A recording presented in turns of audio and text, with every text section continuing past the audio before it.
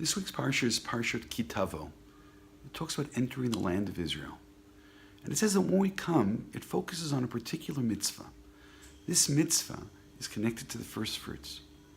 The farmer who's worked the entire year, and farmers don't have easy lives. They get up early in the morning and they plant and they plow and they do all that's needed to be done. Now finally the fruits have grown. They take these fruits and they come to Jerusalem. And in Jerusalem, in the temple, they make a declaration. And the Torah tells us specifically what this declaration is. So I want to mention or focus the components of this declaration. One is it speaks about history. It's very easy for us to live in the present, but to forget the past. You know, in a sense, it's analogous perhaps to the Holocaust survivor who becomes very wealthy, and he gathers his children and his grandchildren and tells them, this didn't happen by itself. There's a history to this. And likewise, the individual here, the farmer who's successful, has these fruits, talks about the slavery in Egypt, speaks about where we came from, which leads me to another element. This other element is that at the end of this process it says, and we should be happy. Joy is what's supposed to emerge out of this entire ritual. This other element perhaps was hinted at when it says that we come to Jerusalem, come to the temple. And that element is to stand in front of God. And God is a part of the story. We're supposed to tell a tale which goes back to the earliest stages of our history, of Jewish history.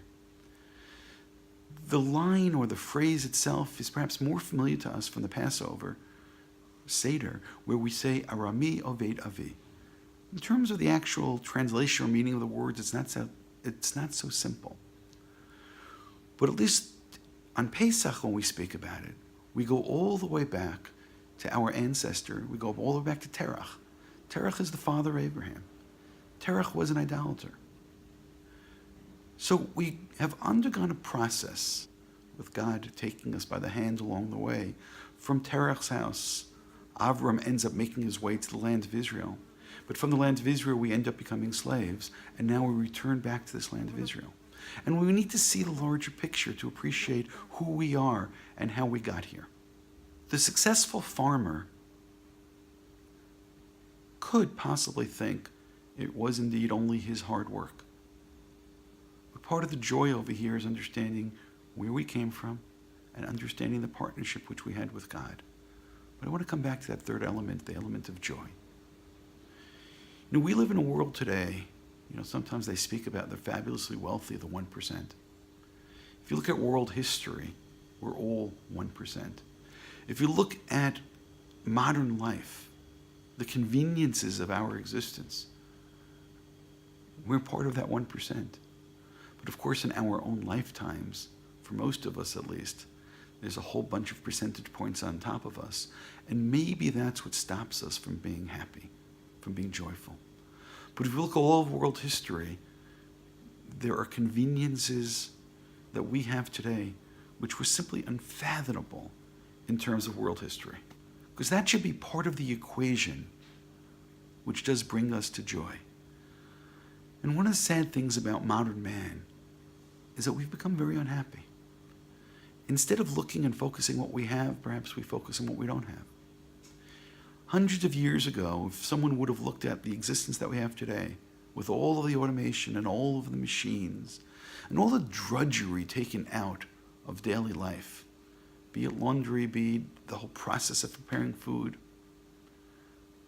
it could be that then that people would have thought that this is the Messianic age. And we're not quite there at the Messianic age. But we've been liberated from so much of that drudgery.